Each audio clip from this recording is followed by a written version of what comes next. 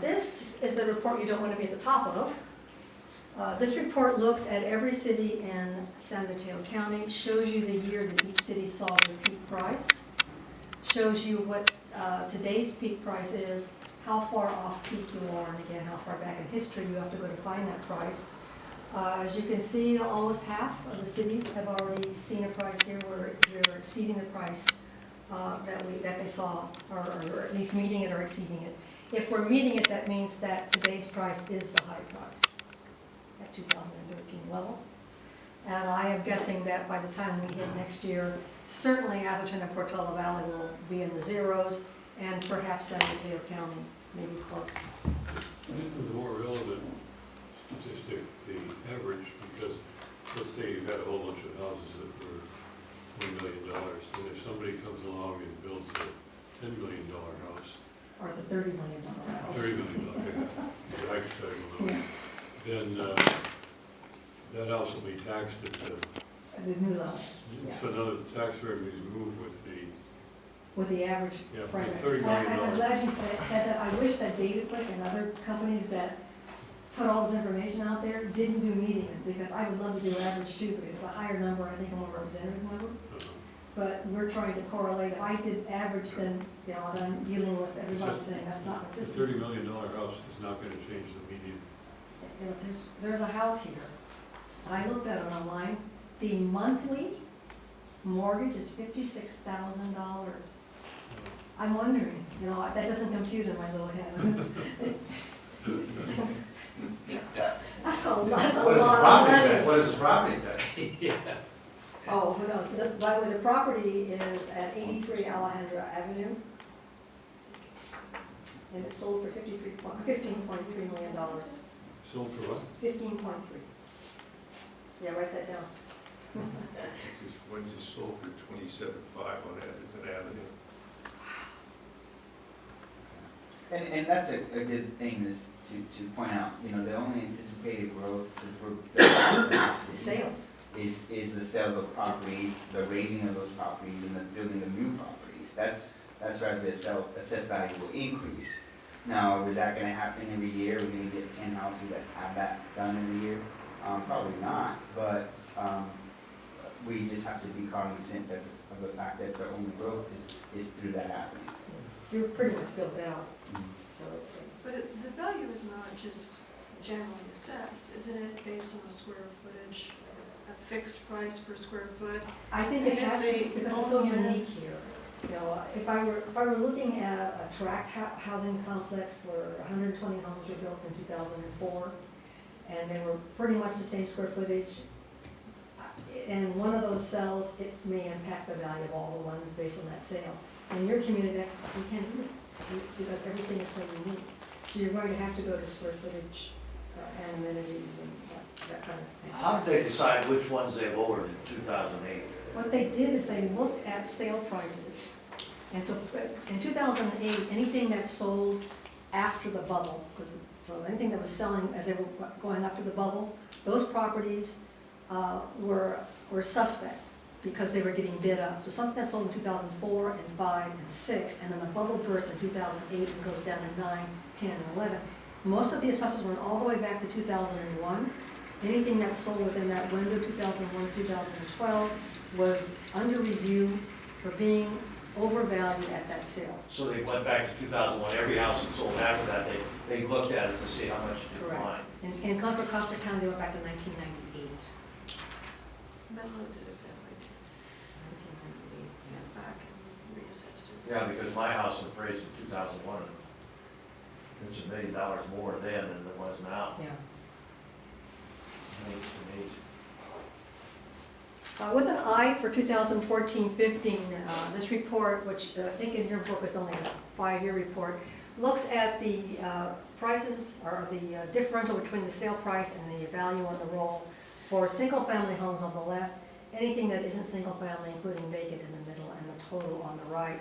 The very top line is 2013. Last year, you had 96 pieces of property in the city that sold. The value on the roll at the time of the sale, right there, was $330.1 million. Where is it? That's at that top number right there. They sold for $528.9 for a 60% increase. Back at the end of the, place you had the highest value in 2008, they were doubling when they sold. They were selling for 102% more than the assessed value. Back in 2005, beginning of the bubble, 124%. You have an enviable record. You have no negatives on that far right. You have a few negatives here on your vacant land sales back in 2009, and everything is positive on your single-family homes. So you're at a point that you've seen a couple of times over the past 5 years. You're higher than the values you saw in 2010 and 11. But out of the box, that 60% is going to serve you well in 2014-15 because the assessor will enroll that $198.8 million differential between the assessed value and the sale price. And as I started at the beginning, I said for every $75.7 million in new value added, that's 1%. Well, $198 million is more than 2%. Just because properties have sold here, you're going to see at least 2% growth next year in your assessed value. At least. I didn't know we had multifamily, commercial and industrial. You probably don't, but it's just also that vacant. land. Vacant land. Yeah, it's Oh, probably that's vacant where- land. I see. You have a little commercial, right? No, None at all? no. We have a country club that has commercial Commercial inside. activity. Okay. This is kind of an interesting graph. It shows within the entire city, or entire town of Atherton, what everybody's share of the tax dollar is. Atherton General Fund gets roughly 8.34 cents. You're sharing part of what you used to get, almost 2 cents with ERAF, and then the rest of the taxing entities, the school districts, the county, the harbor district, and there are just myriad of entities that are receiving a share of the 1%. What's the fire district right there? Yeah, way at the top, 13.448 cents. Because the county publishes a number of 16% goes to the cities, and you're saying it's only 8% for us. For you. But that must include ERAF and, ERAF is down below. I highlighted the two, ERAF that's associated with you.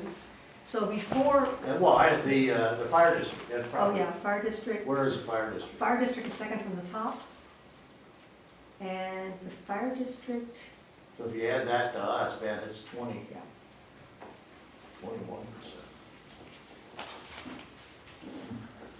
You get the fire district share? No, No. Oh. but some communities do, They they do? provide fire services.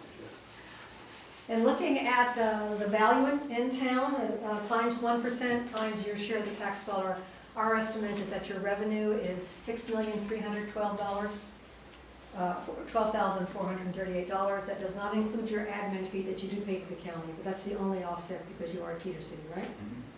So that's going to be pretty close to your number this year. As a cautionary note, things like supplementals and roll corrections and taxpayer refunds for successful appeals are pooled countywide. You share your proportionate share of that. It's not going to be a lot in terms of offset, but the supplementals are probably through the roof this year based on what's happening in San Mateo County. Well, I thought it was 7.9 instead of 6.3, where the number you gave us early on.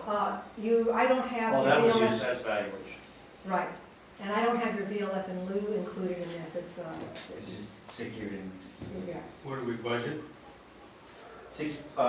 roughly about 6.2 million for secured and unsecured. And that was after we worked with the county regarding after ERAF and what our projection would be for this year, so. What was that, how much was that, $800,000 increase? It was probably, it's about 10% increase from last year. Let's see, in our value. And supplementals are people that are improving their homes. Yeah, or someone that sells a home and mid-year, it gets taxed the additional amount, generally because it's sold for more than the And in this county, for mid-year sale, how long does it take them to deliver the supplemental? 6 months. Same, About 510,000 increase from last year And that's what we budgeted. in property tax. Well, we budgeted at about six, a little bit below, about 5.8 million, and so it's about 6.8. Final slide that I'm going to show you is our model, and I'm not going to spend a lot of time on this, but we're showing 4.75% increase next year. Yeah, our number right there. The reason that it's that high is that we're showing roughly 91% of the value that has been reduced by the assessor will be reinstated right here. If I were as conservative as I am, I would ask you to back off a percentage point. I think you're going to see the 4.75, so I'm not going to tell you to do that. I think that there's enough going on here that that would be likely.